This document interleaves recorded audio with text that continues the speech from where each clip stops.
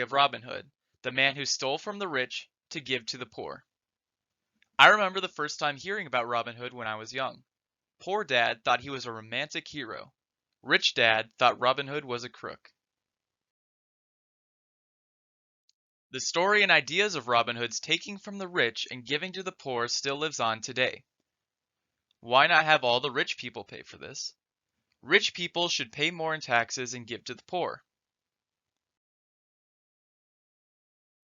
Talking about taxes is a sensitive subject, so let's start with the history of taxes as they were explained by Rich Dad. Originally, there were no taxes in England or America, only rare taxes to pay for wars.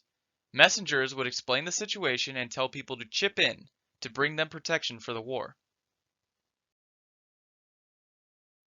After a while, the government in England imposed a permanent income tax on all of its citizens.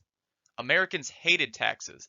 Famously, there was the Boston Tea Party, and what England stood for in regards to taxation, especially without representation.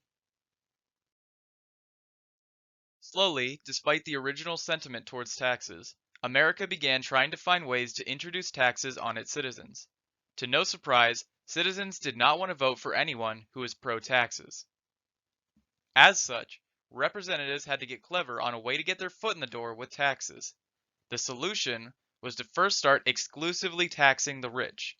There were less people who were rich, so it didn't affect the majority who were voting, and they felt that they could afford to have money taken away, so why not impose taxes on the rich?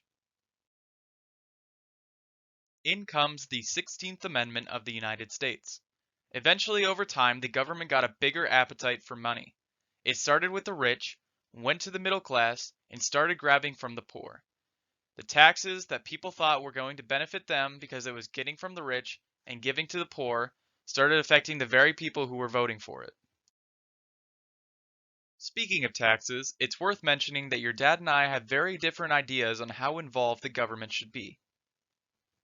Well, my dad says that the government's job is to protect and serve its people, so the more it does, the better. I figure your dad would say something like that. But the problem is that the government doesn't make money in the same way that entrepreneurs make money. The ideas clash against each other. When one increases, it makes the other one suffer more. You see, as pro-government grows, that means that its sphere of influence grows and its need for capital grows. With government jobs, they get stronger with hiring more people and getting higher tax allocations. More hires, more influence, more taxes funneling in and taking from others.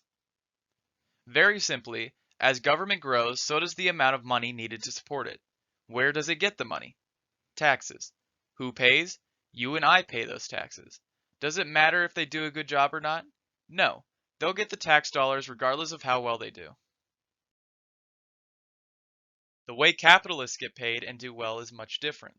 For us, we're trying to appease shareholders and increase profits. We do this by hiring as few people as we can for as cheap as we can while increasing our business's earnings. However, the money that we make isn't being forcibly taken from others. The money that capitalists earns comes from others willingly giving the money over for goods and services. Make bad products or give bad services and the money stops. This isn't the same for the inefficiency that comes from government organizations. And now we're very shortly going to flash forward with Robert's thoughts after hearing from Rich Dad and Poor Dad as an adult. Looking back, I could see the points of view from both Rich Dad and also Poor Dad. It was somewhat weird coming home to my extremely pro-government dad after talking with Mike's dad. I'm still not sure where the line between the two should be drawn, but I know that when one succeeds, the other suffers, and that both sides have valid points. And this is where we transition into the power of corporations. Now that I've given some background on the history of taxes and the capitalist point of view, I feel it's a good time to tell you about the power corporations have with regards to taxes. It's also why rich people love putting a lot of their money into businesses. What do you mean? The government and the business world have contrasting views on how money should be spent. Corporations are considered good when they hold large sums of money, but the government doesn't like stockpiled cash lying around. Why does this give corporations power with taxes? It's in the way that the government tries to stop businesses from hoarding cash. Corporations are under a different set of rules when it comes to taxes, and they also hire attorneys to find as many loopholes as possible to avoid paying more than they have to.